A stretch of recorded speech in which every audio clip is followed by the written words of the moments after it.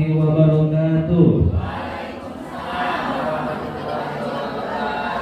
Alhamdulillahirabbil alamin. Wassalatu wassalamu ala asyrofil anbiya'i wal mursalin wa ala alihi washabihi ajmain. Amma ba'du. Alhamdulillahilladzi ahyana ba'dama. Ayo, bangun bos, bangun.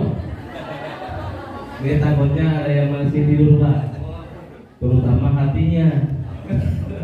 Kadang-kadang jasadnya di sini, pikirannya di cucian, pikirannya masih di rumah. Nah ini mudah-mudahan jasadnya di sini, jiwanya pun di sini. Baik, terima kasih yang kami hormati pimpinan Yayasan SDIT Nurul Ilmi. Mudah-mudahan kita doakan beliau dan keluarga dalam keadaan sehat walafiat, kemudian istiqomah dalam menegakkan agama, syiar agama, terutama dalam pendidikan Islam tentunya. Juga yang kami hormati Bapak Kepala Sekolah Erwin, Ustaz, dan segenap pimpinan, wakil kepala sekolah, guru, juga para bapak ibu yang hadir pada hari ini. Semangat pagi. Semangat pagi. Walaupun sudah agak siang, semangatnya harus pagi Bu. Baik, terima kasih Pak Erwin dan tim yang telah mengundang kami untuk sharing Bu. Ini materinya tadi saya diskus dengan Pak Ketua Yayasan, berat Bu, ini luar biasa. Mewujudkan guru yang berakhlakul karimah. Ini kadang-kadang Bu, kita tuh fokus kepada anak didik kita yang soleh ya nak, gitu kan? Lah diri kitanya, itu tanda tanya. Padahal pendidik itu uswah, teladan. Jangan marah.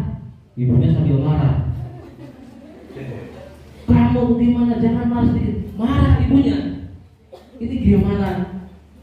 Nyuruh tidak marah tapi sambil marah. Kontradiktif ibu, gitu kan? Nah ini yang perlu kita luruskan, bahwa pendidik itu adalah uswah. Ini tema yang luar biasa, visioner. Bagaimana kita sebagai pendidik dituntut untuk memperbaiki diri kita dulu Bu. Siap atau tidak Bu? Siap. Itu yang paling penting. Saya kira datangnya ke sini sudah siap. Karena tantangannya luar biasa. Kita suka menjustifikasi kadang-kadang kenakalan anak remaja. Lah kenakalan orang tua ada Bu? Ada. Zaman sekarang mau kita sering gitu kan. Zaman sekarang mah anak-anak tuh susah. Firaun tuh Bu, zaman anak dulu tuh sama nakalnya. Artinya kita itu jangan. Nah ini yang perlu kita mawas diri. Kita udah benar atau tidak mendidik anak kita? Kita sudah memberikan teladan atau tidak kepada anak kita? Karena keteladanan itu ternyata menjadi indikator paling besar dalam kesuksesan mendidik. Contohnya siapa Bu? Saya sebelum jauh deh. Nabi Muhammad kan? Nabi Muhammad itu dengan uswahnya, dengan keteladanannya. Nah, ini kita akan kupas mungkin 1 jam ke depan Pak. 1 jam ke depan kita akan bongkar. Ini bukan berarti saya yang di depan paling hebat, punten para alim ulama. Tentunya kita sharing di sini. Sebetulnya ideal sebagai pendidik yang berkarakter, yang kreatif, yang inovatif itu seperti apa?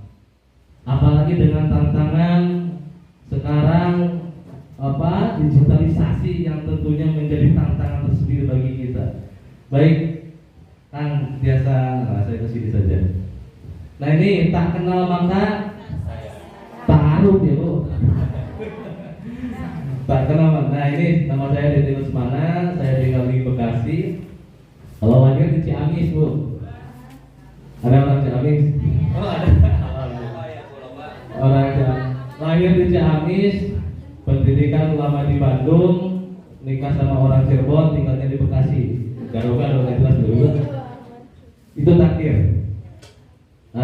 Saya dosen dan ketua studi Global Mulia Cikarang, juga dosen di Universitas Terbuka, kemudian jadi ketua komite sekolah juga di SMK Global Mulia di Bekasi.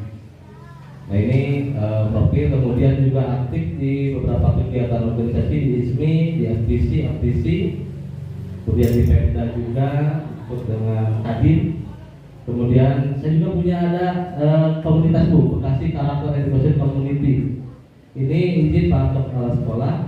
1 bulan terakhir itu kami dengan Balitbang ngumpul bersama kampus dengan Pemda. Ini karakter anak TK ini harus diteliti karena ternyata pondasi 10-20 tahun yang akan datang itu karena pendidikan usia dini. Maka ada yang salah kalau misalnya TK sekarang banyak yang menekankan kepada harus bisa calistung. Itu kasihan Bu, anak saya. Ada PR, menghitung kayak udah anak SD dan sebagainya. Ini mohon dikoreksi, maka Balitbang turun tangan ini efektif atau tidak, pas atau tidak. Ya, anak-anak yang seharusnya main ya harus membaca, harus menghitung, yang tentunya secara kemanfaatannya belum.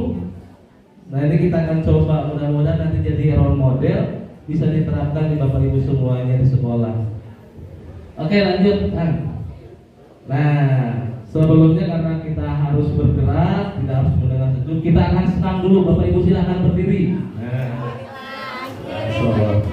Silakan cari PW, posisi yang paling enak Bu. Oke. Nah instruksinya nanti saya mau memberikan gerakan, ibu-ibu mengikuti gerakan saya. Nah, yang belakang kelihatan? Oke. Tidak, saya harus naik ke belakang. Ikutin gerakan yang paling depan saja Bu kalau tidak kelihatan. Nah, kemudian nanti ketika saya tunjuk, misalnya Pak Kepala Sekolah, ikutin gerakan Pak Kepala Sekolah, Pak Erwin. Ibu sebagai siapa yang saya tunjuk, sekreatif mungkin, siap? Oke kan, klik.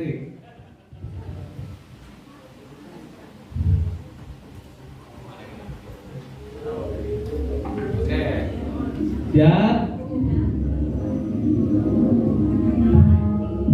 Ini senam intifadah.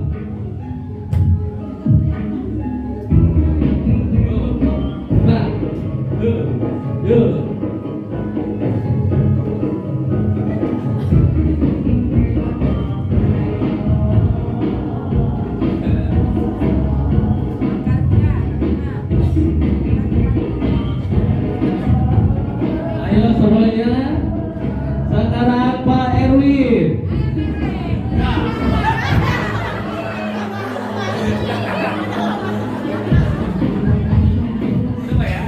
Betul. Sekarang Ibu.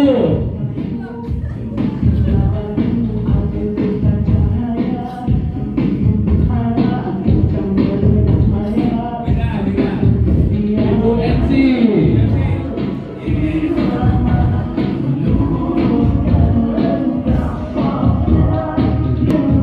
Oke, selanjutnya Ibu.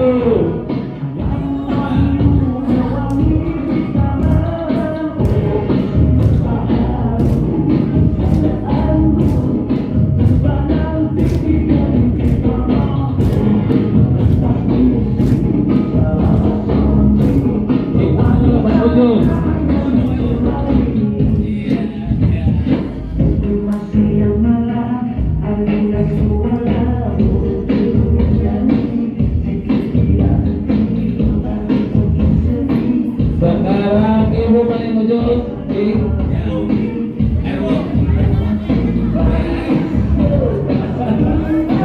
Oke.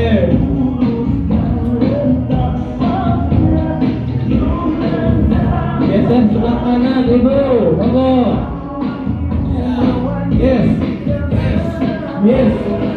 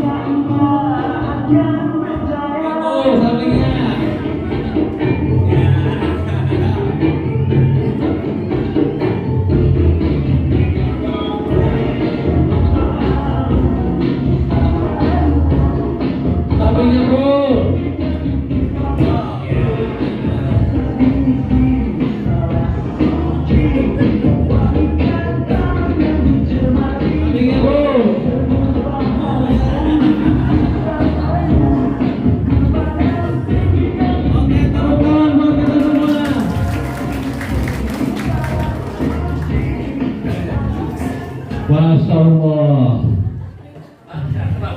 Saya tuh guru besar Pak. Guru besar dalam arti yang sesungguhnya. Alhamdulillah. Keringatan Bu? Udah bangun?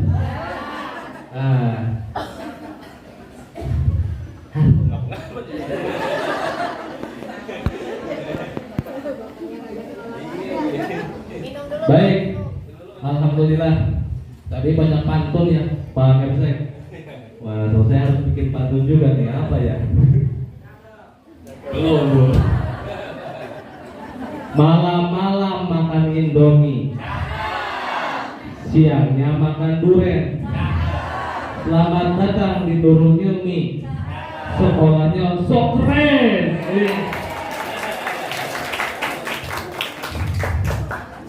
Alhamdulillah. Hari ini sebetulnya ada acara dengan acara dengan Pak Gubernur. Tapi saya diundang ke sini dan saya harus hadir. Kenapa Bu saya nggak datang ke sana? Karena nggak diundang. Jangan serius Bu. Jadi nggak karena diundang jadi harus ke sini. Baik Bapak Ibu semuanya, alhamdulillah saya bisa sharing dengan Bapak Ibu semuanya dalam kegiatan seminar motivasi mewujudkan guru yang berakhlak karimah, kreatif dan inovatif di era digitalisasi. Nah ini tema yang saya sampaikan berat-berat sekali ya. Karena tuntutannya sekarang berkaca kepada diri kita. Anak kita dituntut untuk soleh. Wah, tepuk soleh juga ada, bukan? Tetapi gimana orang tuanya? Ini yang harus menjadi introspeksi diri kita, Bu. Karena pembelajaran tadi saya sampaikan, jadinya itu berhasil karena keteladanan. Apalagi kalau ibu punya anak di rumah itu ya ngikutinnya ibunya. Tindak tanduknya, omongannya itu dari ibunya dulu. Makanya dalam Islam al-um madrasatul ula. Ibu itu madrasah atau sekolah pertama bagi anak didik, bagi anak kita. Ibu ngobrol, anaknya cerewet sama kamu tuh cerewet banget. Ya, emak itu pasti masa emak tetangga. Karena emaknya, bapaknya, karena lingkungannya. Makanya kita akan bedah nih Bu, seperti apa sebetulnya guru yang berakhlakul karimah itu. Harus dari mana mulainya? Ini insya Allah mudah-mudahan saya kira tinggal stimulus saja Pak Kepsek. Karena pribadi dan setiap pribadi itu ada potensi baik juga yang terus harus dikembangkan. Ini mengingatkan saja Bu, kita akan bedah. Mengingatkan supaya kita sebetulnya seorang pendidik harus juga mencerminkan seorang pendidik yang sejati itu seperti apa.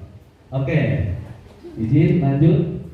Nah pertama, nah ini penyakit lama guru ya Bu. Masih ingat Bu penyakit lamanya? Mudah-mudahan sih nggak ada di sini ya. Asma apa Bu? Asma Bu. Ada di sini guru itu? Nggak ada, insya Allah ya. Nggak sedikit. Nggak salah. Asma asal masuk Bu. Ini jangan sampai terjadi penyakit lama. Mudah-mudahan sekarang udah hilang. Tapi saya mengingatkan saja. Coba masuk ke kelas. Itu anak-anak ini didikte ya. Ibu ada acara. Udah. Zaman dulu kita gitu pakai iya, didikte sampai tangan pegel. Iya, masya Allah. Nah ini jangan sampai terjadi asal masuk, memberikan tugas, tidak memberikan pengarahan dan sebagainya. Ini guru-guru yang tentunya harus segera diperbaiki. Ya. Asal masuk, asal absen, Kalau di Nurul ini memang nggak ada ya pakai website ya? Nggak ada. Oh. Di sekolah Bapak Ibu ada? Ada? Nggak ada ya, mudah-mudahan. Asal masuk. Yang kedua, kurap. Ini kurapan. Kurang rapi. Yo guru atau kurang rapi. Sedangkan anaknya harus rapi. Tadi disampaikan ibu ya. Ada polisi sekolah bu. Ada polisi sekolah. Apa namanya kalau misalnya bajunya tidak dimasukkan diingatkan. Guru, nah adek bu. Jangan sampai gurunya nggak mencerminkan, tidak rapi. Seminar klinis bu. Wah, wangi. Ulah kasakola kesak buke. Pembaliut itu bau parfum yang bau kelek gitu. Punten bu. Ini bagaimana? Harus rapi, wangi, mandi dulu bu. Bapak ya, harus rapi, siap. Rapi ke sekolah itu. Bedakan mau ke pasar mau ke sekolah, gitu. Nah, harus rapi. Enak anak didik kita tuh kalau lihat kita tuh seger, gitu kan. Isi bapak pucel. Oke, itu kurang rapi, harus dihilangkan, harus rapi. Nah, ini kita akan berangkat dari masalah-masalah di lapangan dulu. Yang ketiga, kudis, kurang disiplin. Masuk jam 8, pulang jam 9. Ada? Harus. Ayo kumaha. Kurang disiplin, dikasih tugas sama Pak Kemsek. Engkewe, DB-nya kerjanya SKS, sistem kebut semalam, nggak optimal nantinya, kurang disiplin. Makanya harus kita bagaimana seorang guru punya rasa disiplin. Nah, tepat waktu. Kalau masuk itu jam 7:30, ya 7:30 minimum, maksimum itu harus. Kita punya tanggung jawab moral. Nah itu. Tuh disiplin. Insya Allah mudah-mudahan sudah enggak. Walaupun di Bekasi itu macet pak. Kalau misalnya masuk 7:30, berangkatnya jam 7, kita estimasi nih. Kira-kira berapa lama kita ke sekolah nyampenya? Itu yang harus menjadi. Jadi jangan jadi kambing hitam. Emang Bekasi sudah macet, ya kita bilang macet banget pak. Emang udah dari Solo. Nah, jadi kita bagaimana lebih awal untuk berangkatnya. Kudis. Yang keempat, pusta. Ya Allah ini penyakit. Kurang strategi. Monoton guru teh. Ngajar kita juga patungnya juga khutbah juga. Kayak ceramah berat seperti gak ada. Si ibu ini mah lempeng-lempeng baik ajar tuh. Gak ada nyanyi, gak ada apa. Coba bu. Jika ibu tadi lincah sekali. Apa Rina gitu kan? Itu menarik. Rina menari, menara. Gak apa-apa. Apalagi TK insya Allah lah bu ya. Enggak akan diem TK. Baik anak-anak. Saya ngajar kalau di kelas gitu. Saya kira kalau TK insya Allah. Tapi jangan sampai kita nyanyi teh eta deui ibu. Oh sering coba kreatif apa gitu kan. Rina deui. Salah dulu. Di kreatifkan. Coba ikuti kegiatan-kegiatan. Cari di YouTube apa nih lagu-lagu yang baru gitu kan. Strateginya harus ditambah. Ini penyakit kusta. TBC bu, tidak bisa komputer. Ayah bu, eksertifikasi ini harus isi input nanti komputer. Mana itu? Huruf A mana huruf A? Masya Allah. Langsung turun ke komputer lagi headset. Bu, jangan ini teh era digitalisasi ini nyambung pakai efek nanti ya. bagaimana kita sebagai guru jangan sampai gaptek. Tuh, jadul ya, zaman dulu kita teh. Ada saya mah kieu Pak, guru. Jangan gitu jadi guru teh. Sekarang digital ya, kita harus ngikutin, kita belajar. Bagaimana membuat presentasi, membuat sesuatu yang berbeda di kelas itu menggunakan PowerPoint, menggunakan layar dan sebagainya, itu boleh. Di TK-TK tuh gunakan nggak apa-apa. Nih, misal Pak yayasannya nanti bikin apa?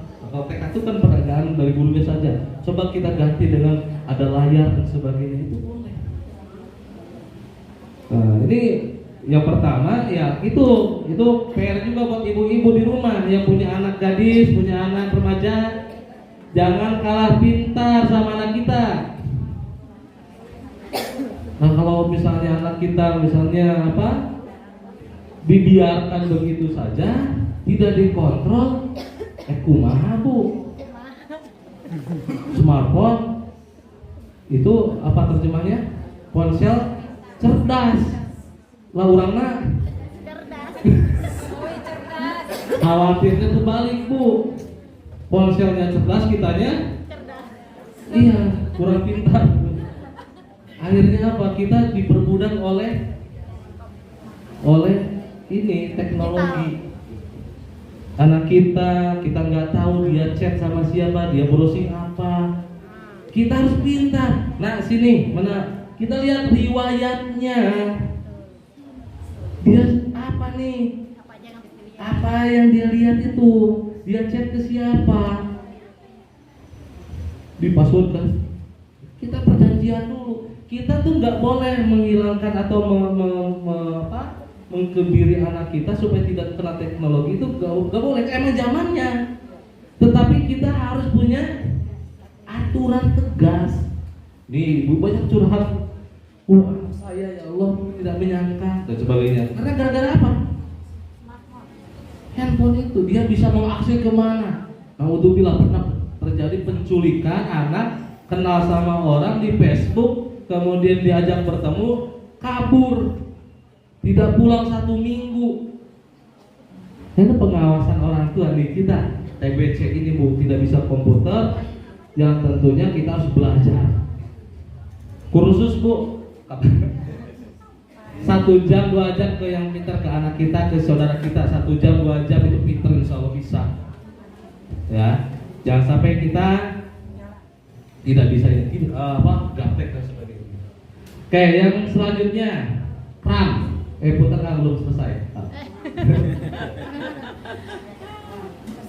Kurang terampil ya, sama tadi tidak monoton gitu kan, tidak terampil, kulhe gitu kan, kulhe tahu. Oke lanjutkan.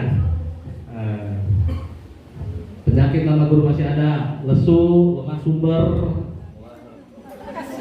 mual, mutu amat lemah, ya Allah.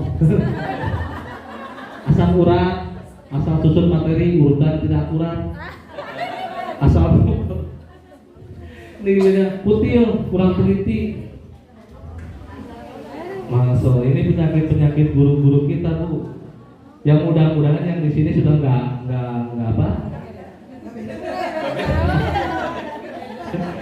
nggak beda. Ini tentunya kita akan berangkat dari masalah-masalah ini. Supaya apa? Karena kita di era digitalisasi harus siap untuk perkembangan zaman. Tentunya kita sebagai seorang pendidik juga harus profesional, juga harus ada punya kemampuan, keterampilan, soft skill yang lainnya. Oke, ini penyakit lama mudah-mudahan sudah tidak ada. Kalaupun ada tinggal sedikit, tinggal diperbaiki. Nah, lanjut Pak. Siapa guru? Tadi Pak Yayasan menyampaikan guru ya. Nah ini dalam hajanah Arab atau Islam ini istilah guru ya Bu. Nah kita kenal ada beberapa istilah. Ada mudaris, ada muallim, muadib, murabi, mursyid dan ustaz. Gitu kan? Ini kita posisi di mana sebetulnya? Ini sebetulnya berbeda pengertian di sini. Mudaris misalnya, ini mudaris itu guru, tapi dia hanya menyampaikan pelajaran kepada murid-murid. Menyampaikan, anak-anak, bumi itu bulat, jelaskan gitu. Daun itu hijau. Nah, daun itu hijau. Kemudian apalagi? Jadi menyampaikan pelajaran saja, itu mudaris. Bahkan bukan seorang bukan seorang profesional guru pun dia bisa jadi mudaris. Anak kita ngasih tahu informasi kepada orang tuanya itu guru.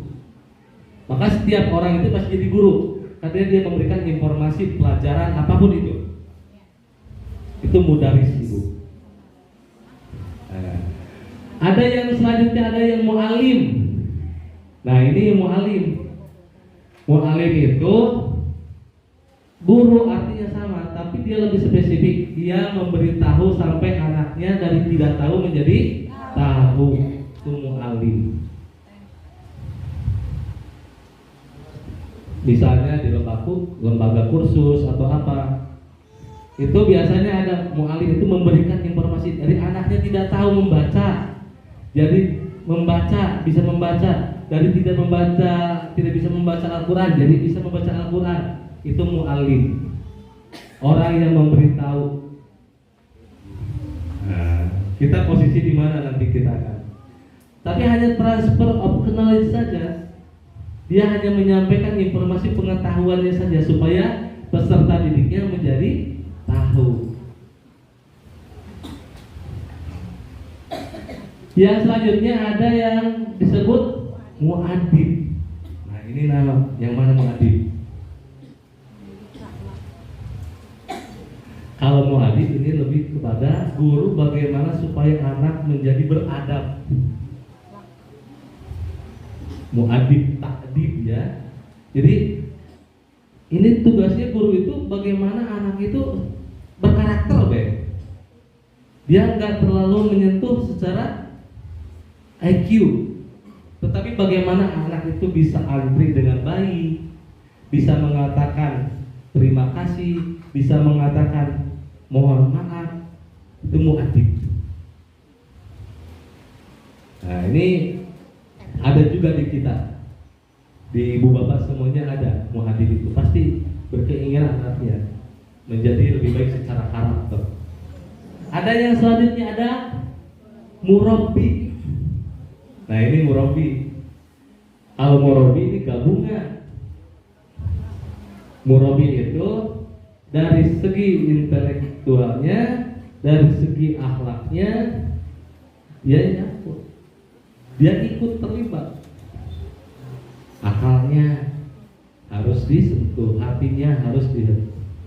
Makanya nanti outcome-nya adalah insan kamil, unggul dalam intelektual, kaya akan amal, molek dalam akhlak. Itu murabi. Saya kira insya Allah ini murabi semua juga. Karena anak-anak kita bukan hanya sebatas cerdas, tetapi harus berakhlak. Itu banyak orang pintar sekarang, tapi banyak yang keblinger juga. Nah anak kita tuh, Bu, kalau dikasih pilihan mau anak pintar atau mau anak berakhlak, nggak pintar nggak apa-apa.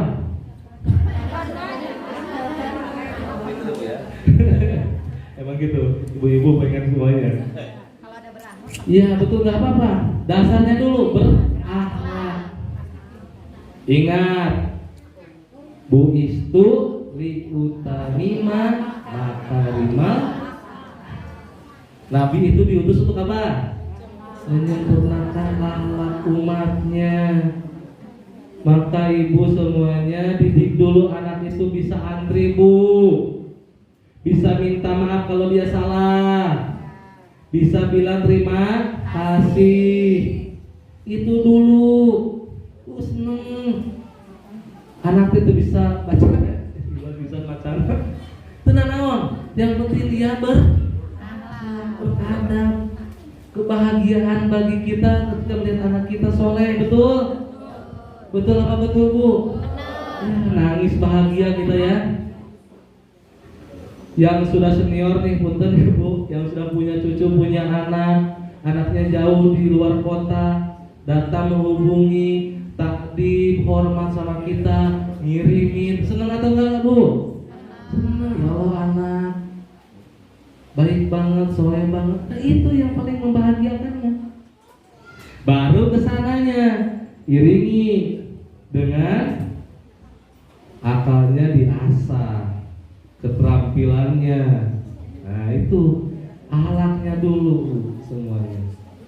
Ada mursyid bu dalam istilah sufi ini, sekolahnya luas biasanya.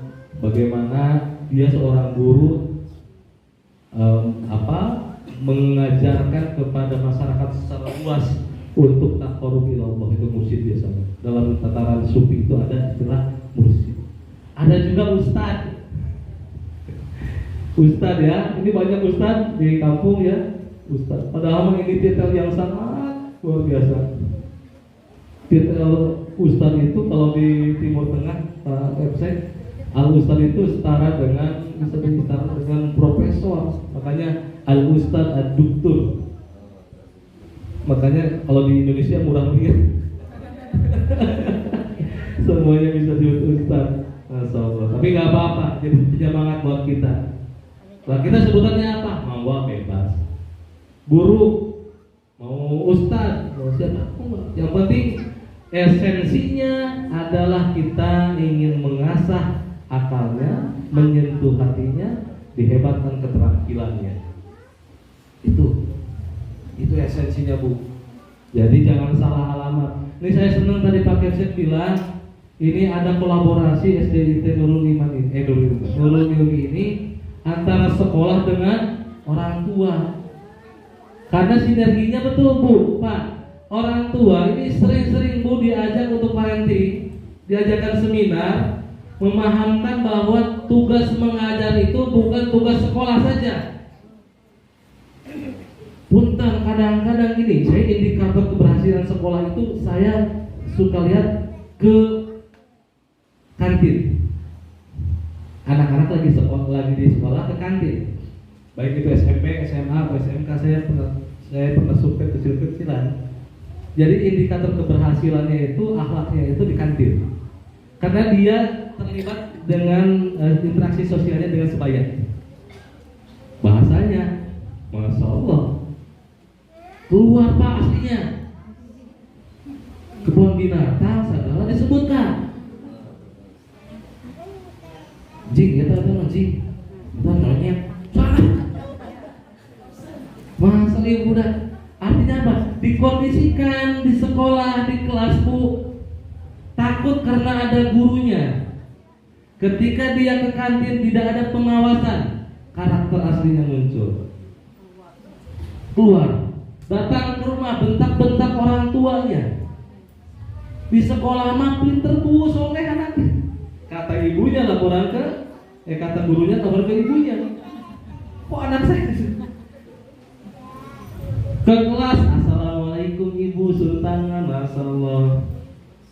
Ke ibunya cepat, mang tadi. Ayatnya gitu. Nah bu, sinergi antara orang tua dengan sekolah, bareng-bareng. Jadi kalau ada pengawasan, ibunya juga ikut ngawasin. Guru-guru TK juga sama, di SD, di SMP sama terlibatkan melalui komite sekolah dan disampaikan. Insya Allah akan menjadi pahala buat kita bu. Jadi Pak di Palembang itu ada 3 unsur yang harus dilibatkan dalam mendidik anak itu.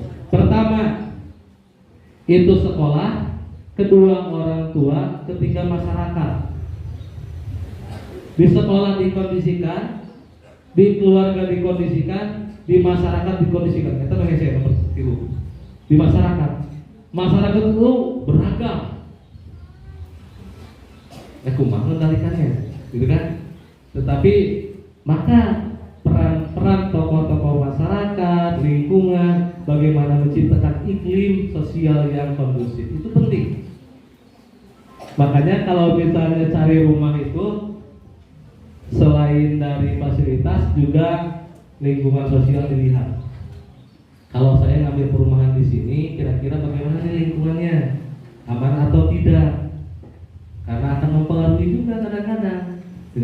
tetangga dan siapa dan sebagainya. Nah itu 3 hal yang perlu diperhatikan dalam hidup. Nah itu Pak. Ini karakteristik para pembelajaran abad 21. Oke, sebelum lanjut nih, masih siap Bu? Siap. Saya akan buat satu kesepakatan coba. Ketika saya bilang selamat pagi, tepuk 1 kali. Selamat pagi. Kalau dibilang selamat siang, 2 kali. Selamat siang. Kalau sore 3 kali. Selamat sore. Kalau malam gak usah tepuk, jam malam ya. Oke, kita coba. Kalau selamat pagi berapa kali? Pagi, siang, sore, pagi, malam.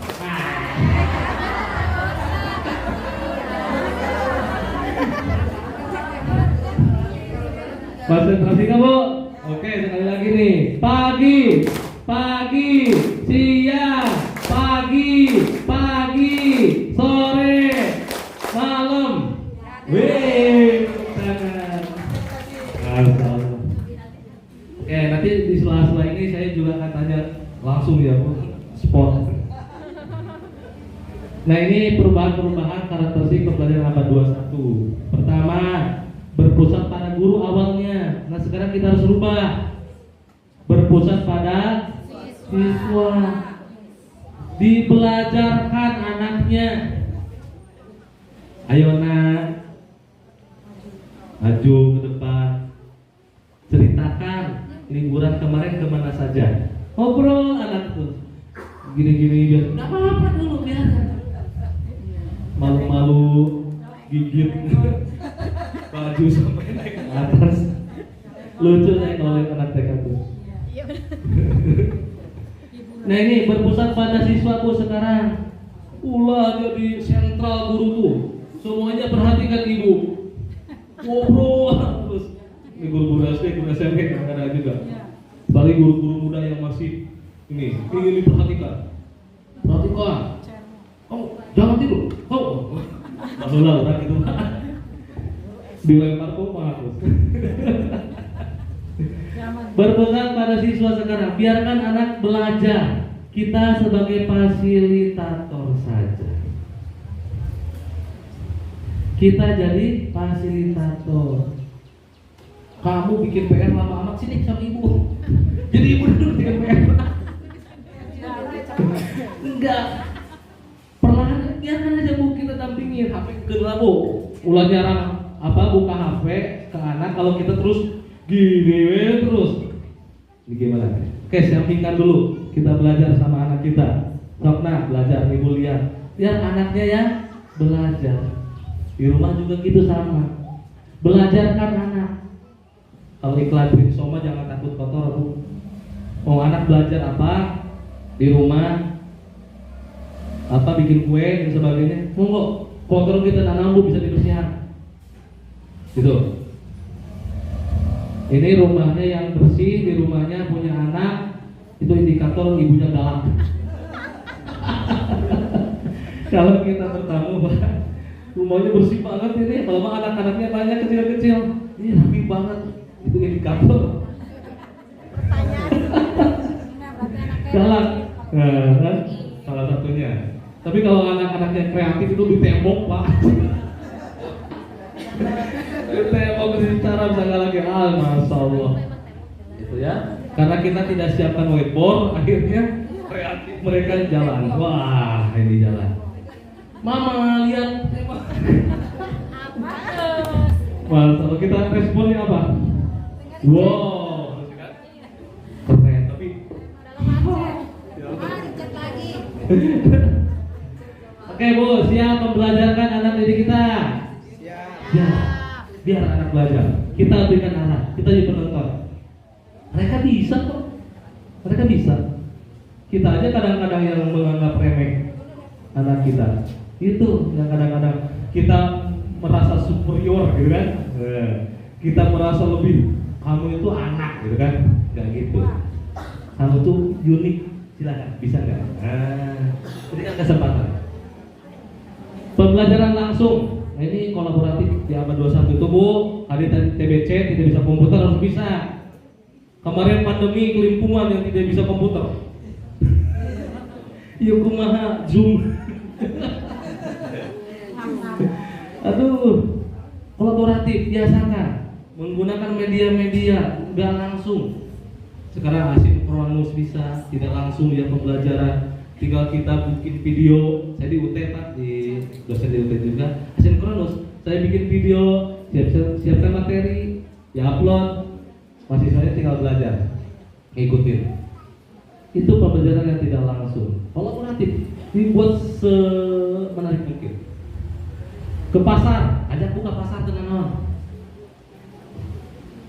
Saya itu kebetulan pernah ngajar di SD, di SMP, di SMA, di perguruan tinggi Pak. Pernah ngalamin semuanya di SMP, di MTS ya, MTS, Asih Putra sama IT juga. Ini pembelajarannya ada apa? Pembelajaran kelas berjalan di lapangan. Ke pasar mengenalkan, ke perusahaan dikenalkan. Jadi enggak di sini. Ini loh pasar, tempat pertemuan antara pembeli dan penjual. Kalau dulu barter, sekarang enggak gitu. Sekarang diajak ke pasar, yuk barang-barang kolaboratif, buat mereka berkesan. Nah, itu abad 21. Yang ketiga, menekankan pengetahuan. Wow, dulu supaya pinter itu IQ-nya, tapi harus digeser menekankan kepada keterampilan, basic life skill itu masalah istilahnya. Bagaimana anak bisa bertahan hidup, punya keahlian, punya keterampilan. Kita lihat keterampilannya apa, dia punya potensi apa. Kita harus seorang pendidik harus tahu. Ini juga saya kadang-kadang izin Pak, kadang-kadang suka kritisi juga nih. Sistem pendidikan di Indonesia itu segala harus bisa. Pinter matematika kudu, bahasa Indonesia perlu, bahasa Inggris harus, semuanya harus bisa. Padahal tupai itu hanya bisa manjat, lompat, tidak bisa berenang, menyelam lama di air. Ikan itu hanya bisa di air, tidak bisa untuk memanjat. Nah itu sama. Kita tuh banyak materi, apalagi kalau misalnya SD antara tas sama peradannya itu berapa tas? Bukunya banyak amat, kudu bisa segala hal. Kadang-kadang belajar matematika, fisika, kelapa jatuh itu berapa kecepatannya buat. Nah ini yang perlu kita kritisi, bahwa sebetulnya pendidikan itu keterampilan hidup. Bagaimana dia, apa yang dipelajari itu bisa dimanfaatkan untuk kehidupannya. Itu manfaatnya. Oke, matematika penting untuk menghitung, tetapi porsi-porsinya yang tentunya ini mah kritisi aja Bu ya, yang harus disesuaikan tentunya. Nah, yang selanjutnya berorientasi kepada materi, gitu kan? Nilai harus berapa kalau sekarang ujian Bu? Ada batas minimum? Misalnya sekian, dulu harus 7, sekian. Nah sekarang enggak.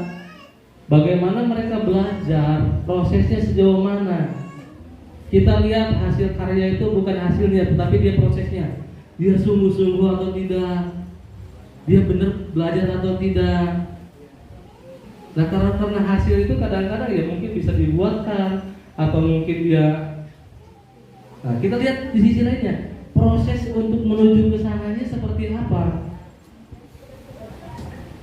Proses, hargai Bu prosesnya. Wah ini sudah keren deh, dia udah berusaha, Ananda udah berusaha dengan baik, tinggal ditingkatkan lagi ya. Prosesnya kita hargai Bu, jangan sampai ini jelek. Oke. Nah, kita harus coba begitu. Penekanan pada teori, praktek Bu banyakin. Teori, banyak teori gitu. Banyak teori menyampaikan informasi sebagainya. Praktek langsung. Akademik, life skill tadi saya sampaikan. Oke, lanjut.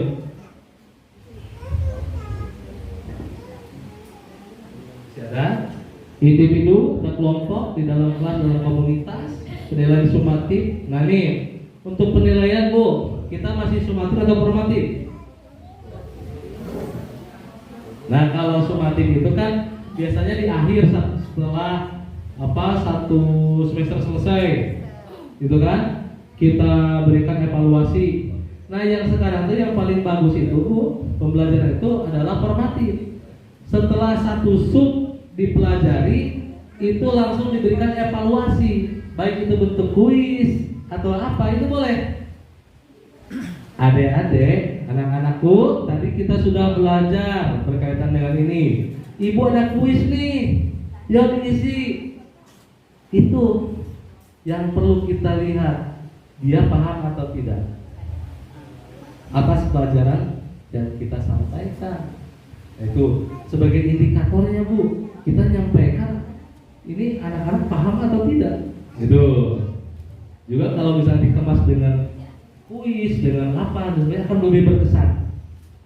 Nah, belajar dari sekolah, belajar demi hidup. Nah ini yang kadang-kadang kita berorientasi anak-anak bahwa ini untuk sekolah, tapi sebetulnya dia belajar itu untuk hidupnya, untuk kehidupannya. Ini harus ditekankan kepada anak didik kita itu bagaimana Ananda semuanya akan hidup dengan segala tantangan yang ada. Siapkan yuk akhlaknya, keterampilannya, kemampuan akalnya supaya hebat gitu. Baik, selamat pagi, pagi, siang, pagi, siang, malam. Oke lanjut. Ini masih konsen. Nah kita ada sedikit ini ya. Coba diklik Pak yang ini ya. Oke.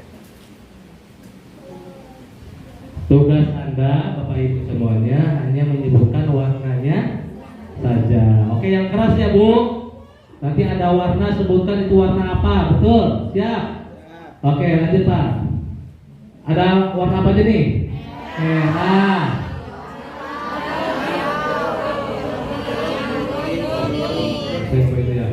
Kita ke bawah coba. Di atas. Merah. Dua. Tiga. Oke, hafal ya warna Bu? Ada. Oke lanjut coba. Apa Bu? Putih, hijau, merah, biru, kuning, coklat.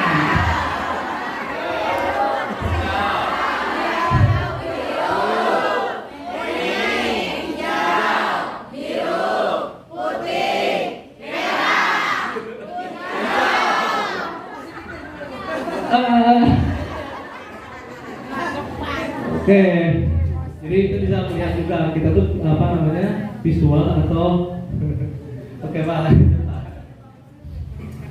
Pembelajaran di era 4.0 YouTube, Google, guru harus tampil lebih menarik daripada YouTube dan Google.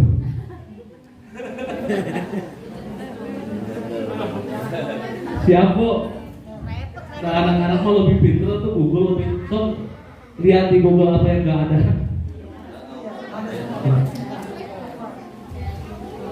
Apa yang tidak ada di Google ada di kita? Apa Bu? Datanya apa? Cunghen Bu. Akhlak, betul. Sentuhan, keteladanan, kasih sayang. Itu yang nggak ada di Google, nggak ada di YouTube, ada di. Kalau kita nggak ada kasih sayang, nggak ada akhlak, ilmunya kalah sama Google, ya udah belajar sama Google aja. Iya. Maka kelebihan kita sebagai seorang guru, kita adalah penyayang, punya rasa sabar, punya keteladanan, punya cinta kasih. Itu yang harus kita kedepankan. Nah ini jangan sampai kita kalah dengan ini. Kita harus punya daya juang, kemudian punya sesuatu yang berbeda, distingsi ya baru, nilai beda. Ketika kita kalah dalam posisi ini, maka kita harus unggul dalam sisi lain. Kita mungkin tidak bisa ini, tetapi kita punya keterampilan optimalkan. Itu. Ada cerita nih Bu, kisah. Mungkin ini cerita klasik yang sering ibu dengar dan pernah disampaikan kepada anak bapak ibu semua. Cerita kura-kura dengan kancil. Kura-kura dan kancil itu ingin membuktikan siapa yang paling hebat, adu cepat, gitu kan? Nah, kemudian kura-kura dan kancil start yang sama. Kemudian nanti ditentukan finishnya di tempat yang sama, di tempat yang ditentukan. Yang pertama, kancil meremehkan Bu, betul? Ceritanya gitu ya? Meremehkan, kamu kok mau lari sama saya? Lambat, lemot, gitu kan? Meremehkan. Akhirnya kancil dulu, cepet, kura-kura, saya bisa. Tapi kancil karena meremehkan dia, santai saja dulu, tiduran, adem gitu kan, sepoi-sepoi. Akhirnya ketiduran. Apa yang terjadi? Karena ketiduran, terlelap, terbuai, akhirnya yang duluan ke garis finish adalah kura-kura. Waduh, apa hikmahnya Bu? Jangan menyepelekan orang lain. Jadi kura-kura itu lambat, tapi dia konsisten. Akhirnya akan sampai juga Bu. Tapi ternyata Bu, cerita ini enggak selesai di situ. Dia bersambung. Si kancil itu ternyata penasaran. Kura-kura, kamu menang di pertemuan pertama. Yuk kita lomba lagi. Dia belajar dari kesalahan yang pertama. Lomba lagi. Ayo, kata kura-kura. Lari lagi. Tapi karena kancil sudah belajar dari kesalahan pertama, dia nggak mau istirahat. Dia lari kenceng. Otomatis apa? Menang. Kura-kura kalah. Apa hikmahnya? Belajar dari kesalahan orang lain. Kemudian kecepatan dan konsisten itu akan lebih cepat. Wah. Ternyata kura-kura ini bersambung lagi Bu. Ceritanya bersambung lagi. Ternyata kura-kura, wah ini kura-kura menang. Ini saya harus bagaimana? Akhirnya kura-kura, ayo kita lomba lagi. Treknya saya yang buat. Akhirnya apa? Oke, kata dengan pedenya si kancil. Lari lagi di start. Ditentukan finishnya di satu tempat yang ditentukan oleh kura-kura. Lari di satu trek itu ternyata treknya harus melewati sungai yang dalam, yang mana kancil tidak bisa melewatinya. Aduh ini gimana saya? Akhirnya si kura-kura dia akhirnya apa? Masuk ke air, menang akhirnya. Apa Bu hikmahnya?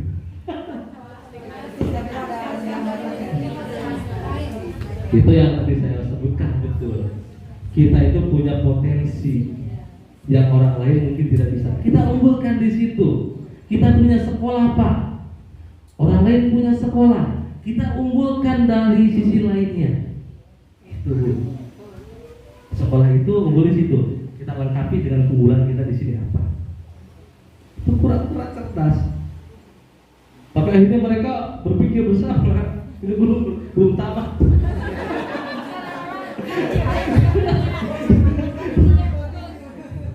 Akhirnya mereka berpikir bagaimana supaya lebih cepat.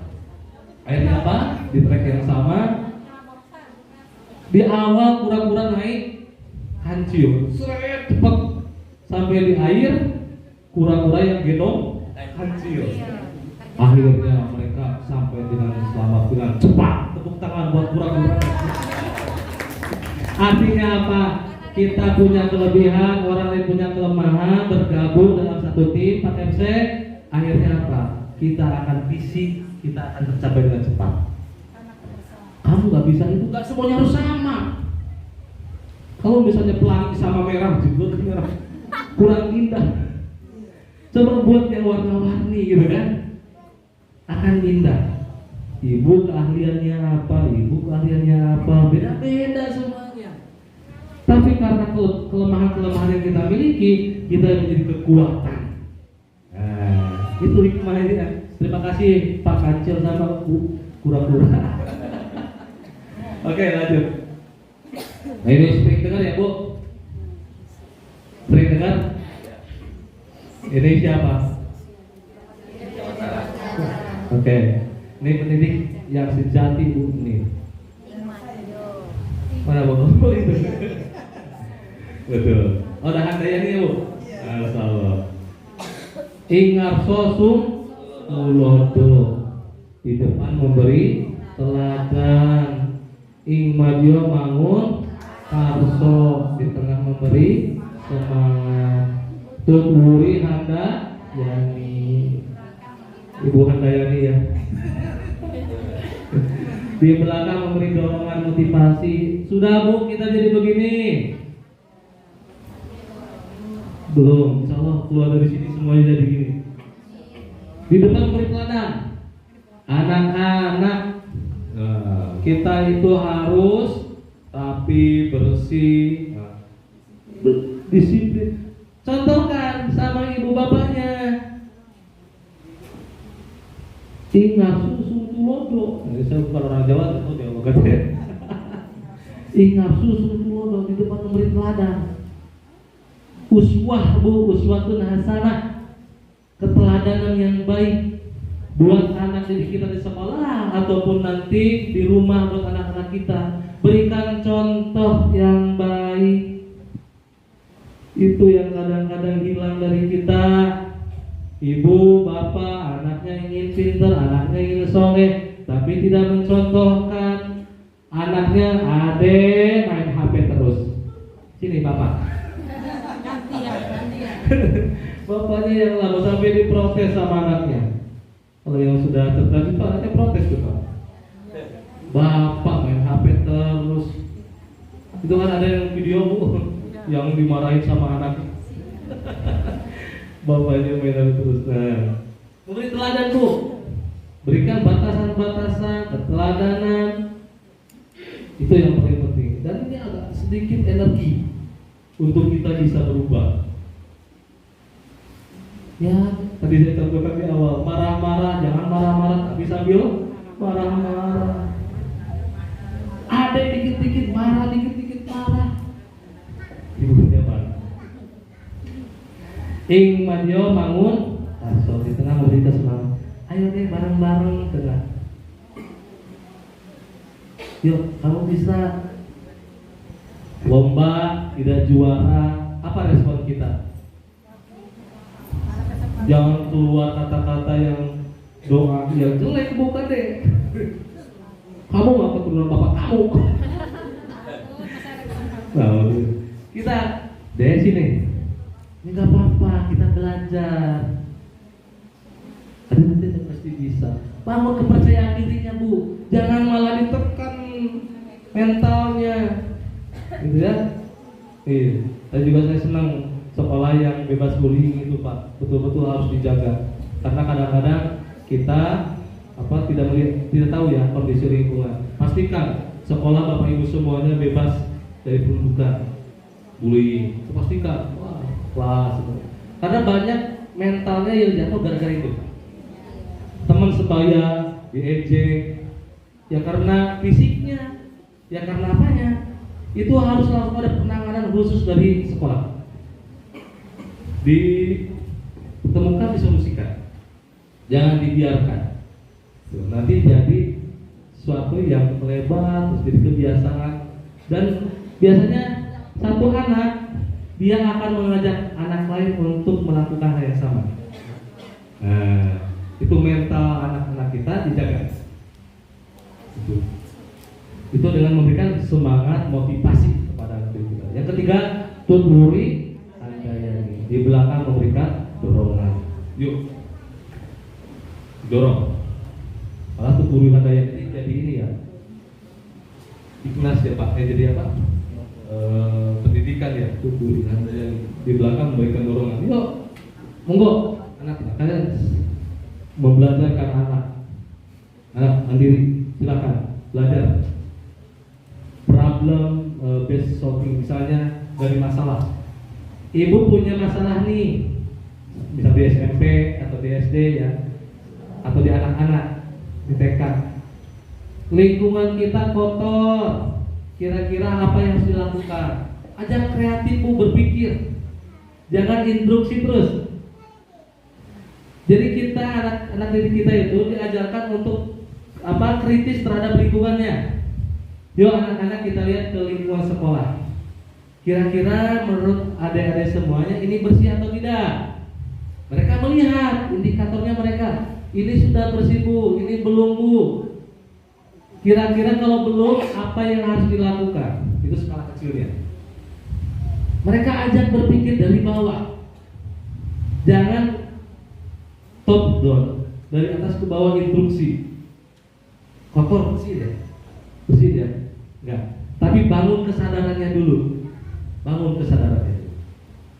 Oke, Bapak Ibu, kita lanjut. Nah ini indikator guru kreatif dan inovatif. Termasuk kita atau bukan Bu nih kira-kira?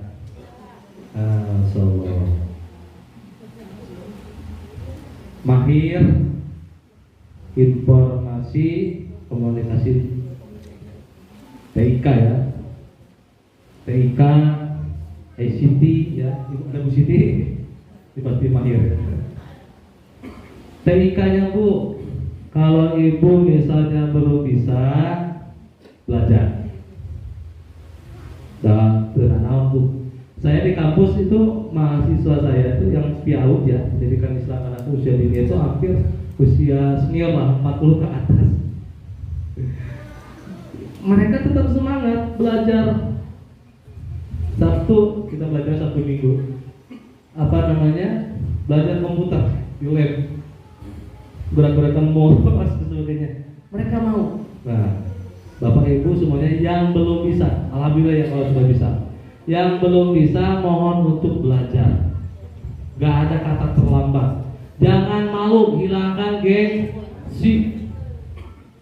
Sama anak kita, sama adik kita yang sudah mahir TIK-nya, komputernya, internetnya, silakan belajar. Gitu ya. Pokoknya ada penting kalau misalnya kita tidak atau mengabaikan teknologi, kita yang akan tergilas, kita akan yang terseret oleh keadaan dan zaman. Kita harus imbangi Bu semuanya, anak-anak kita, tapi jangan ekstrim. Betul, banyak yang ekstrim juga, menghilangkan teknologi dari kehidupannya. Itu juga kurang bagus. Tapi apa yang harus dilakukan adalah mengontrol itu semua. Ini hadis atau bukan ya Pak Ustadz, nanti koreksi perkataan didiklah anakmu sesuai dengan zamannya, karena zamanmu bukan zamannya. Ini zaman teknologi Ibu, semuanya ada di genggaman. Anak kita jangan diasingkan, dikenalkan boleh, tapi dengan batasan-batasan. Gitu. Ya mereka zamannya dulu mah nggak ada HP-HP. Ya dulu kan gitu. Jangan disamakan kita dengan generasi sekarang. Ini mah zaman milenial, kita kan zaman kolonial. Zaman kolonial, ini zaman milenial harus berubah. Yang kedua, beragam metode ya. Metode pembelajaran, jangan hanya ceramah, ceramah. Ya.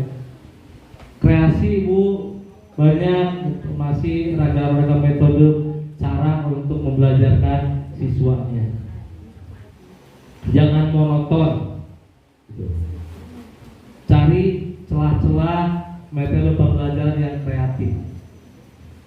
Dengan dongeng, kalian udah dongeng ya, dengan dongeng, dengan kegiatan outdoor, lapangan, banyak cara untuk mereka belajar sebetulnya. Mereka lebih paham sebetulnya, mereka juga paham. Yang selanjutnya ketika out of the box, di luar, berpikir dari yang biasanya ini, nggak linear. Ini ciri-ciri guru-guru kreatif itu kadang-kadang nyeleneh Bu. Ini Pak Kemse kalau punya guru yang agak nyeleneh nggak apa, makanya kreatif. Ada hal-hal yang baru nih, yang biasanya seperti ini, yang biasanya seperti ini kita buat berbeda. Buat sesuatu yang berbeda dari yang sudah ada, dari kebiasaan-kebiasaan lama. Kadang-kadang kita tuh susah untuk mendobrak hal-hal yang sudah baku. Kadang-kadang ini mah sudah dari zaman dulunya Pak gini, nggak bisa dirubah. Kurikulum udah gini aja, pembelajaran ya udah gini aja, nggak usah direnov-renov, udahlah seperti ini. Ini kebiasaan-kebiasaan yang kadang-kadang kita nggak bisa bongkar. Padahal ketika kita ingin kreatif, ingin inovatif, harus punya ada langkah-langkah yang out of the box, di luar yang biasa.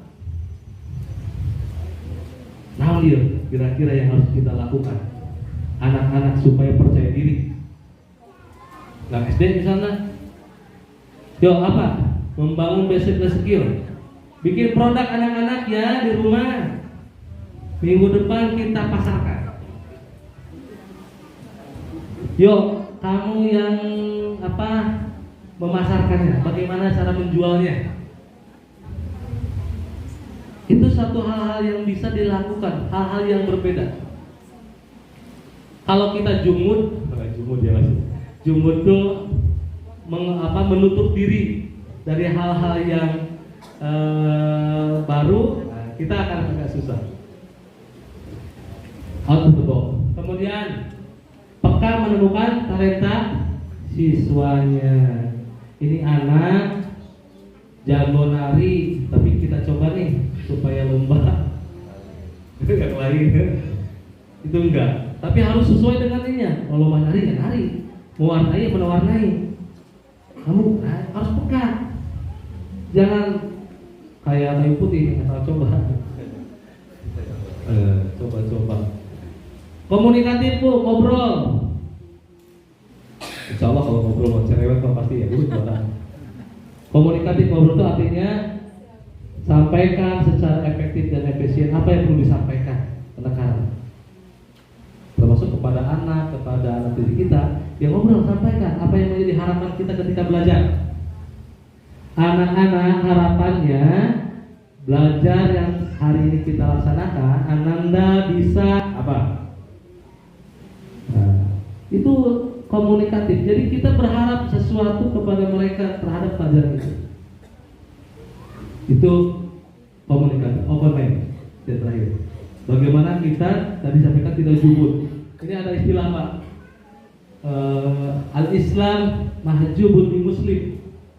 Islam itu kadang-kadang terhalang oleh orang Islamnya itu sendiri.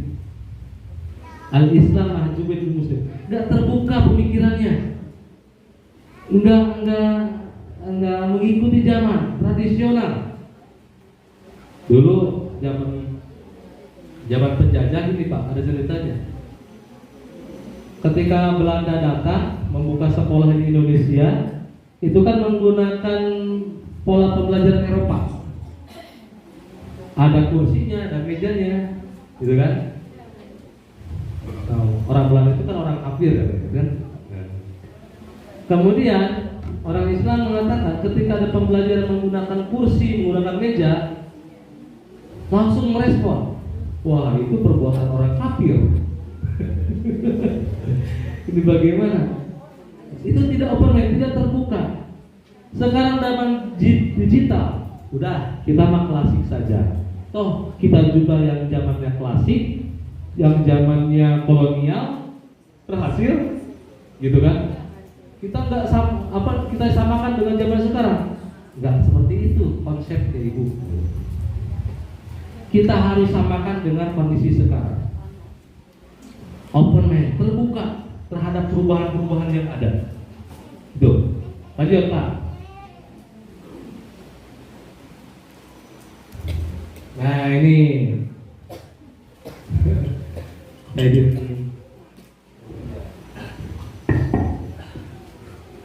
ada yang bisa baca ini Bu? Cung He yang bisa baca Arabnya?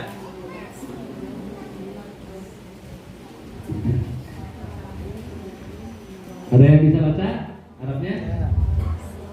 Ada? Dapat hadiah dari panitia nanti. At-tariqah ahamu minal madah wal mudaris ahamu minat tariqah wa ruhul mudaris ahamu minal mudaris nafsihi. Metode itu penting Bu. Tadi yang disampaikan metode-metode kreatif, inovatif ya, penting. Tapi metode itu lebih penting daripada materi ajar. Misalnya Bu Bunter, materi ajarnya bagus nih. Misalnya berkaitan dengan air sumber kehidupan. Kita menyampaikannya lempeng baik. Air itu gini terus. Ngantuk yang ada anak-anak ya Bu ya. Anak-anak obrolan diri. Itu metode apa? Walaupun menarik ini materinya berkaitan dengan air, berkaitan dengan sumber kehidupan, tetapi karena penyampaiannya tidak menarik, jadi tidak menarik. Gitu. Ya kadang-kadang kita juga pernah alami ya. Pelajarannya biasa baik, tapi karena menyampaikannya gurunya menarik, jadi menarik.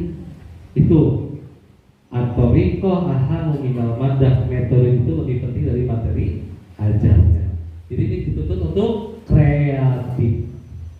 Tetapi ada yang lebih penting Bu. Dan guru lebih penting daripada metode. Guru ternyata yang lebih penting Bu daripada metodenya. Pernah saya dulu matematika itu saya nggak suka, tapi gurunya karena asik, jadi ikut asik Bu. Ada pelajaran yang menurut saya asik, tapi gurunya tidak asik, akhirnya tidak asik. Guru yang lebih penting. Tetapi ada yang lebih penting dari itu semua. Wa ruhul mudaris ahamu minal mudaris nafsihi. Ruh seorang guru itu lebih penting dari guru itu sendiri. Jiwa gurunya Bu yang lebih penting. Ini masuk ke ini mewujudkan guru yang berakhlakul karimah. Ternyata jiwanya guru. Seperti apa jiwa guru? Bagaimana membangunnya? Nah, ini kita lanjut. Masya Allah. Ini langsung pendekatan teologis masuk Pak Kepsek. Cara membangun ruh jiwa adalah dengan taqarrub ilallah. Itu salah cara paling jitu. Lamun soleh guruna, gitu kan? Kalau gurunya soleh, perkataannya, perbuatannya, dia rendah hati, humble, soleh, taat kepada Allah, muncullah jiwa-jiwanya seorang guru. Kadang punten Pak Ustadz ya, kita kalau ke pesantren kiai ya, kalau saya dulu pesantren pernah, kalau lihat kiai aja udah Masya Allah, lihat wajahnya aja belum ngomong, udah langsung di depan gini, boro-boro ada yang ngomong, gini Takdim. Ada sesuatu yang luar biasa terpancar dari jiwanya guru kita. Itu karena beliau, ustadznya, kitanya nih, para bapak ibunya taqarrub ilallah. Ikhlas ngajar kan gitu. Billahi ta'ala, dia taat. Nih, kenapa Kiai Haji Maimun Zubair mengatakan, jadi guru itu tidak usah punya niat bikin pintar orang. Nanti kamu hanya marah-marah ketika melihat muridmu tidak pintar. Ikhlas, ikhlasnya jadi hilang. Yang penting niat menyampaikan ilmu dan mendidik yang baik. Masalah muridmu kelak jadi pintar atau tidak, serahkan pada Allah. Didoakan saja terus menerus agar muridnya mendapatkan hidayah. Itu Bu. Kadang-kadang kita tuh ya Allah, orientasinya ingin memintarkan orang. Saya teh guru, harus bisa mempunyai prestasi mencerdaskan anak-anak. Karena kita merasa jadi seorang guru. Padahal mah, nah ini satu sentuhan buat saya pribadi ya, buat kita semua. Udah ikhlaskan saja Bu. Nah, dengan ikhlas dengan hati kita mengajar itu. Gak usah ada niatan untuk memintarkan orang. Biar Allah yang pintarkan. Kita mah hanya wasilah. Nabi Muhammad berdakwah, pamannya sendiri tidak masuk. Artinya apa? Proses yang kita sampaikan, ikhlaskan, biar Allah yang ngatur sudah. Itu. Ini yang menurut saya menyentuh ya. Sebagai pengajar kita kadang-kadang berharap anak kita pintar. Allah yang pintarkan Bu, tenang. Kita mah menyampaikan saja ilmunya secara ikhlas kepada anak kita. Doakan Bu, pejamkan mata kita dalam sholat kita. Ya Allah, solehkanlah anak didik saya. Pernah Bu? Itu yang dilakukan. Ikhlas ya Allah. Mudah-mudahan engkau anakku jadi orang yang bermanfaat, orang yang pintar, orang yang berakhlak. Doakan. Mudah-mudahan ilmunya bermanfaat. Itu yang kadang-kadang nggak sentuhan-sentuhan akhlakul karimahnya itu di sini. Masya Allah, kadang-kadang kalau kita berkaca, kadang-kadang kita memikirnya apa? Ya gajian sana pakai sejuta. Gajian ini gajian pikirannya, biar Allah yang ngatur itu. Saya suka sekali kepada guru-guru TK ya. Apa istilahnya, sejuta ya? 1 juta ya? Apa tuh Bu? Sabar, tawakal. Masalah rezeki itu ada yang ngatur Bu. Saya percaya, saya salut sama guru-guru TK. Gajinya 1 juta. Masya Allah. Tapi ingat, kita jangan sampai rendah hati gara-gara hal ini. Ada yang namanya the power of jam-jam, spirit of jam-jam, semangat dari jam-jam. Jam-jam itu ditemukan oleh siapa Bu? Siti Hajar. Dia mencari air untuk anaknya Ismail yang kehausan. Dari Bukit Sofa ke Bukit Marwah. Cari bolak-balik berapa balikan Bu? 7 balikan bolak-balik mencari air. Nemu nggak di Bukit Sofa? Nemu nggak di Bukit Marwah? Nemunya di mana Bu? Di kaki Ismail. Begitupun rezeki kita Bu, kadang-kadang kita ikhtiar. Apa Bu? Ikhtiar saja, gerak Bu, ikhlas. Rezeki datang min haitsu la yahtasib, dari arah yang tidak disangka. Alhamdulillah. Jeung cicilan aya gini. Gitu kalau ikhlas Bu. Maka saya percaya itu kadang-kadang kepada apa namanya istilahnya ini bukan kadang-kadang, dan saya percaya yakin bahwa ketika kita ikhlas melakukan apapun itu dalam kehidupan kita, Allah akan balas. Tidak ada yang gratis di dunia ini. Sekecil apapun yang kita lakukan, Allah akan balas. Bu, senyum ke orang. Mungkin kita nggak nyangka ternyata orang yang itu lagi apa? Lagi hatinya lagi gundah, dikasih senyum oleh kita, orangnya jadi senang, ya Allah. Ternyata ada orang yang senyum ke saya. Jadi kebaikan itu akan bernilai baik untuk ibu. Ngajar bu, gajinya telat, gak apa-apa, nanti ada sesuatu yang indah akan datang kepada kita. Percaya itu bu.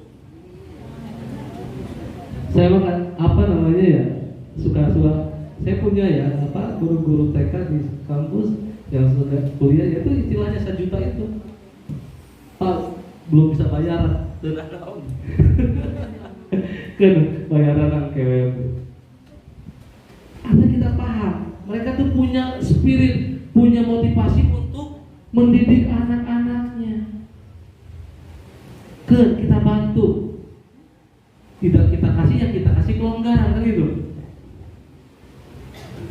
Dan tiba-tiba apa? Banyak cerita-cerita Pak, ternyata betul yang kita kejar itu jangan dunia, bukan nominalnya bu, ikhlasnya, nanti berkahnya datang. Itu. Nah awet muda guru-guru TK mah gaulnya nyanyi terus ya kalian, seneng, hati senang. Kira aku nggak ke anak-anaknya, kita anak-anak aja nyanyi hati senang walaupun tak punya uang. Curhat si ibu tuh. Itu bu, taqarrub ilallah, salatku, taat, selalu jadi pribadi ada inner beauty memancar dari diri kita. Si ibu teh nggak cantik-cantik amat, tapi kalau ketemu teh ya tenang hati saya, tentram. Bapak teh nggak ganteng-ganteng amat suami kita nih saya, tetapi udah tentram banget bapak teh. Ada yang mual bu.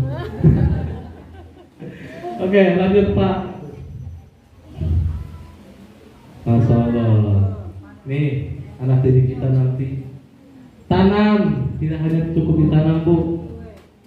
Burung menanam lalu tinggalkan, jangan begitu. Tapi kita harus ikut tumbuh merawat pertumbuhan tersebut sampai nanti akan dipanen oleh mereka. Guru wajib memiliki pengharapan bahwa karakter yang ditanam dan ditumbuhkan akan dituai dan dipanen. Itu karakter bu yang paling utama dulu. Tanamkan kepada mereka supaya menjadi pribadi-pribadi yang soleh. Kebahagiaan buat diri kita ya ketika anak kita soleh. Kita menjadi wasilah orang lain menjadi soleh. Amal jariahnya nggak akan habis bu. Ibu bisa mengajarkan anak wudu, bisa mengajarkan anak sholat, anaknya sholat sepanjang hayatnya, ibu dapat pahalanya. Masya Allah. Biasanya sebagai dosen cemburu juga bu. Dosen-dosen mah tuh kan ngajarnya sudah pada dewasa, ngajar tuh wudu biar bu. Ngajarnya berkaitan dengan teoritis, membangun pemikiran, nggak terlalu signifikan sebetulnya. Yang perlu kita hormati itu adalah betul-betul yang guru-guru yang mengajarkan abatasa. Ya Allah dulu ya di awal itu yang paling dasar, itu yang pahalanya luar biasa, mengalir terus. Apa yang kita ajarkan akan menjadikan pahala buat kita, insya Allah. Amin. Lanjut Pak. Nah ini saya ngambil dari Facebook. Goal pointnya Bapak Ibu semuanya, harapannya Ketika kita menjadi guru yang kreatif, inovatif, kemudian berakhlak karimah, akan berimbas kepada apa? Gurunya hebat, sekolah bermutu, siswa berprestasi dalam bingkai iman dan takwa. Tepuk tangan buat kita. Itu Bapak Ibu semuanya, harapannya tentunya nanti lepas di sini jadi stimulan buat Ibu Bapak semuanya, bagaimana menjadi seorang pendidik yang berakhlakul karimah, berkarakter, yang ikhlas. Seolah mudah-mudahan manfaat Bapak Ibu semuanya. Terima kasih Pak Kemsek dan semuanya atas kesempatannya. Mudah-mudahan jadi tamparan buat pribadi menjadi yang lebih baik lagi, bermanfaat untuk semuanya. Qadwa subhanahu wa ta'ala. Akhirul kalam. Assalamualaikum warahmatullahi wabarakatuh.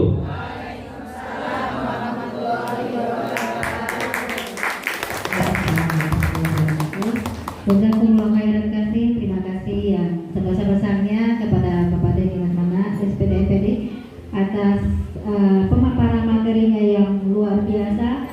Yang di akhir tadi, tujuan akhir dari seorang guru adalah mampu membentuk dari 3T tadi, yaitu tanam, tumbuh, dan tuai. Jadi diharapkan anak didik yang kita hasilkan adalah anak-anak yang berakhlakul karimah, sesuai dengan tujuan dari bangsa kita, yaitu menciptakan manusia Indonesia seutuhnya. Ya.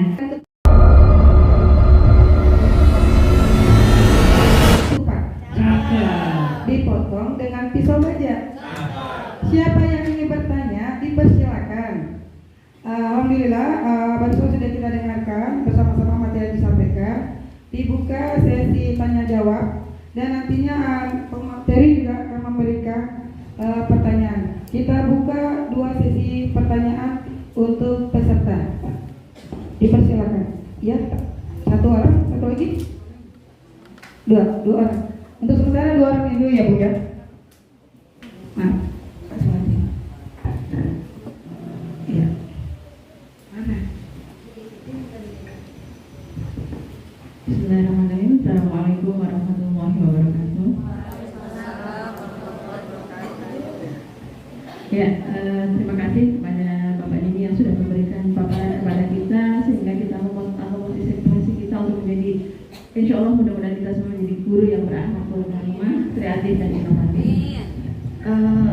Saya nggak ingin bertanya Pak, cuma minta solusinya saja. Kebetulan tadi dari awal Bapak berkata ya bahwa Bapak Lead Bank Pendidikan Kabupaten Bekasi. Mungkin ini kesempatan kami guru-guru PAUD yang ingin curhat sedikit. Kami di PAUD menjadi ini apa ya, bahan ini umum bahwa kita jangan memberikan pelajaran dengan talistung. Apalagi dengan dari pemerintah adanya kurikulum merdeka ini yang subhanallah bagi kami sebenarnya baik Pak ya, kalau kita ajarkan, kita mengajarkan anak merdeka untuk belajar, menumbuhkan anak untuk mencintai belajar dengan sendirinya tanpa kita paksakan.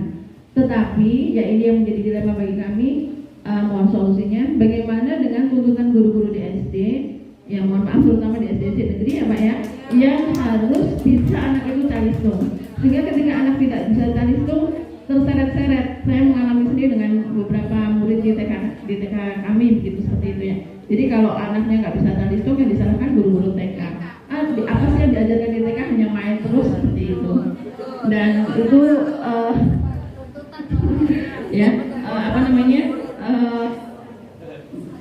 dianggapnya oleh masyarakat TK yang tidak meluluskan anak yang tidak bisa membaca menghitung, TK yang terbelakang. Jadi kita ketika mengajarkan kurikulum merdeka ini juga bingung caranya bagaimana. Akhirnya ya tetap ya kita memberikan talistung secara sekian persennya, mungkin kita tetap mengajarkan dengan belum ya Pak, kurikulum merdeka kan belum ya, cuma kita hanya step by step aja mulai dari sekarang. Mungkin itu saja dari saya. Terima kasih. Assalamualaikum warahmatullahi wabarakatuh. Waalaikumsalam warahmatullahi wabarakatuh. Satu pertanyaan lagi ya Bu, ya sekalian. Sebutkan nama dan nama TK-nya. Bismillahirrahmanirrahim. Nama saya Ibu Marwiyah. Saya dari Tebet, Bu. Dari KSB di sini TK Mutiara Bangsa. Iya. Saya dari tadi yang Bapak jelaskan mengenai karakter yang berakhlakul karimah. Sekarang bagaimana kita itu mensinergikan antara sekolah, wali murid dan lingkungan. Permasalahannya kita di sekolah sudah semaksimal mungkin ingin mendidik anak-anak kita menjadi anak yang berakhlak. Gitu. Nah, untuk di rumah, karena pengalaman saya sendiri, di TK saya itu begini, anak dia tuh ngomong seperti ini, Bu Guru, saya cekik ya anak ini. Nah, seperti itu. Saya bengong, kok dicekik? Memang kenapa? Ternyata ibunya di rumah itu yang suka bicara seperti itu, dia meniru. Tuh, setelah saya selidiki. Nah, sekarang yang jadi permasalahan bagaimana menyatukan, padahal Pak, kita itu sebagai sekolah sudah mengadakan workshop atau untuk wali murid ya, terutama kadang saya mengadakan bagaimana guru itu mengajar di sekolah tapi muridnya itu wali murid semua. Jadi khusus hari itu muridnya libur, saya liburkan. Jadi yang masuk itu ibunya atau bapaknya. Jadi mereka biar tahu, oh capeknya seperti ini loh cara mendidik anak-anak gitu. Jadi kenapa saya lakukan itu, agar mereka itu tahu kerjasamanya antara guru dan murid gitu, dan wali murid itu sendiri. Sekarang bagaimana itu untuk wali muridnya ya Pak ya, untuk bagaimana kita itu mengajaknya gitu Pak, untuk kita sama-sama bagaimana mengajarkan untuk anak-anak kita. Nah, kalau untuk di sekolah itu guru, permasalahan gurunya gini, kadang guru itu sudah mempunyai sifat atau karakter dia sendiri atau kebiasaan dia. Ya, misalnya guru lagi ngajar, dia suka membetulkan kerudung, gini. Kalau kepala di atas tak gini. Nah, itu ada murid saya itu di sekolah di kantor masuk kaca dia begini. Kenapa sih kamu begitu-begitu? Itu kayak Bu Eki, begini-begini. Nah, itu. Kadang kita itu misalnya menegur, bagaimana jangan seperti itu Bu di kelas gitu. Itu kan udah kebiasaan-kebiasaan atau bicara bahasa-bahasa yang tidak umum gitu di sekolah. Nah, anak itu mendengar. Itu bagaimana kita itu untuk menyatukan juga lingkungan sekolah antara guru, kepala sekolah, bagaimana kita mendidiknya agar kebiasaan-kebiasaan yang pribadi kita sendiri itu kita tidak lakukan di sekolah, karena tujuan kita tadi untuk membentuk karakter itu sendiri. Itu saja pertanyaan saya. Terima kasih. Wassalamualaikum warahmatullahi wabarakatuh. Waalaikumsalam warahmatullahi wabarakatuh. Oke, pertanyaan pertama dari Ibu Dini Aliza ya. Tadi pertanyaannya, bagaimana tuntutan di SD bisa calistung? Seperti itu Ibu ya. Terus yang kedua dari Ibu Marwiyah dari TK Mutiara Bangsa, bagaimana bersinergikan wali murid dengan sekolah dan bagaimana mendidik terhadap kebiasaan-kebiasaan guru? Seperti itu bukan Bu ya? Nanti kurang lebih nanti dijawab dengan narasumber kita. Silakan. Baik, Ibu Dini ya? Ibu Dini. Baik Bu, yang pertama berkaitan dengan calistung ya. Anak itu ada tuntutan untuk calistung dari SD. Guru ini enggak ya Pak? Suruh ke sini Bu nanti. Sponsor ini. Biar nggak ada komplain. Baik, terima kasih Bu. Dan betul, ini menjadi pembahasan yang alot kemarin saya di Balitbank juga berkaitan dengan penelitian kita. Mungkin nggak betul 2 atau 3 tahun ini penelitian akan panjang, karena kita ingin ada keberhasilan. Kita lihat nih treatment yang kita lakukan dari SD, dari TK, SD, SMP dan SMA seterusnya. Kita akan lihat pantau 10 anak ini gimana 10 tahun ke depan. Ini penelitian jangka panjang sebetulnya. Nah, tuntutan itu sebetulnya gini, kita ada kerancuan Bu sebetulnya. Ini yang perlu kita luruskan. Harusnya ada kepala dinas juga. kerancuan-kerancuan kebijakan pendidikan kita. Satu, karena nggak nyambung antara apa yang diharapkan di TK, apa yang diharapkan di SD itu belum linear. TK merdeka belajar, udah wayahnya mereka untuk bermain sambil belajar, gitu kan?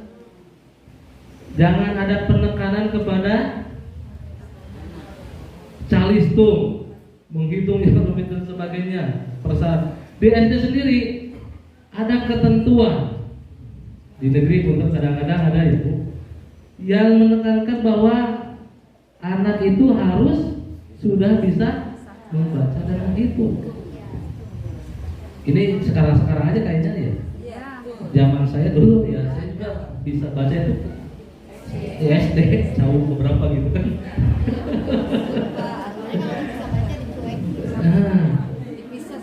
Dan ada pengalaman juga betul Bu, sama gurunya ada yang ketinggalan dan sebagainya, terpaksa dia masuk, akhirnya gurunya nggak terlalu opening dia, dibiarkan. Saya harus berikan solusi atau gimana nih Bu? Saya bukan pemerintah. Tapi gini Bu, sebetulnya ini ada guru SD juga di sini, mudah-mudahan bisa disampaikan. Dan saya akan juga tekan juga, mudah-mudahan nanti Bu dalam setiap pertemuan ketika ada kebijakan ini kita akan coba buka. Ini kalau pemerintah buka satu kebijakan, ya kebijakan yang lain juga harus ngikutin. Nggak boleh seperti itu. Apakah di guru-guru SD sudah tidak mau ribet lagi? Bisa jadi. Dites apalagi ada yang sistem tes ya, seleksi, dan sebagainya. Nah ini sudah arahnya sudah berbeda arahnya. Substansi pendidikannya pakai seks sudah mulai berubah. Pada apa yang berprestasi itu terima murid hukum hawe lah. Yang bagaimana yang belum bisa baca monggo kayak dulu yang ini diterima. Ya disesuaikan, buat satu kebijakan Pak Kepala Sekolah. Kalau misalnya ada yang belum bisa baca, yuk bikin pengayaan, matrikulasi atau apa bentuknya, terpisah remedial, terpisah, itu yang dilakukan. Terima saja, yang usia segini mah emang seperti itu, gak sama. Maka ya saya belum bisa memberikan solusi Bu. Artinya saya bukan pemangku kebijakan, tapi saya akan coba di beberapa forum, mudah-mudahan ini segera selesai. Karena banyak guru-guru TK juga yang bilang seperti itu, nuntut merdeka belajar, untuk supaya anaknya happy, tidak banyak tekanan. Tapi pas mau masuk SD dipersulit. Aduh, ini nggak bisa baca, ditolak, nggak bisa ya. Mohon maaf Bu, kita punya kebijakan, kasihan juga. Mudah-mudahan Bu ya ada solusinya ke depan. Yang penting kita ikhlas aja dulu. Metode kita bagaimana supaya anak happy tapi sambil belajar, tiba-tiba bisa baca, bisa nulis gitu. Kalau anak-anaknya belum bisa ya nggak apa-apa. Kita juga kadang orang tua pun latah Bu itu. Anaknya bisa nulis, ditanya sama saudaranya, anak kamu udah bisa baca? Belum. Dibandingkan dengan yang lain. Jadi riweuh ibunya. Akhirnya apa? Bukan hanya TK, dileskan Bu. Anak yang harus bermain dileskan, ya Allah. Tes matematika, tes membaca. Akhirnya stres. Itu, gua mudah-mudahan ada solusi. Yang kedua dari Ibu siapa? Bu Marwia.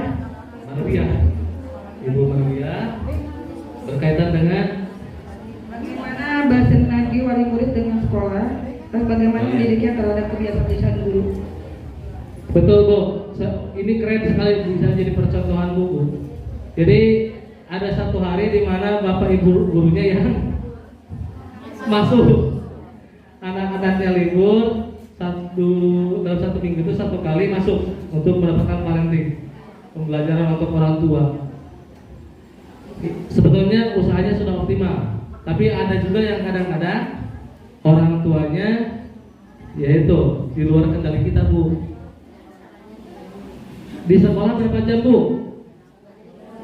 Anak-anak tuh setengah 9, setengah 10, 3 jam. Sampai jam berapa mereka? 3 jam 4 jam ya, Bu, di sekolah itu. Dikondisikan bahasanya, pakaiannya, udah bahasanya disesuaikan, Bu. Di rumah berapa jam sama emaknya? Itu jawabannya. Makanya mana teh kudu sekolah, kudu pinter, kudu berkarakter teh itu, Bu. Karena al-madrasatul ula, ibu itu sekolah pertama buat anaknya. Sama emaknya ya terus berapa jam sisanya, kalau 3 jam di sekolah ya ada 19 jam sama emaknya, sama lingkungannya. Itu yang menentukan kadang-kadang 3 jam itu terkondisikan.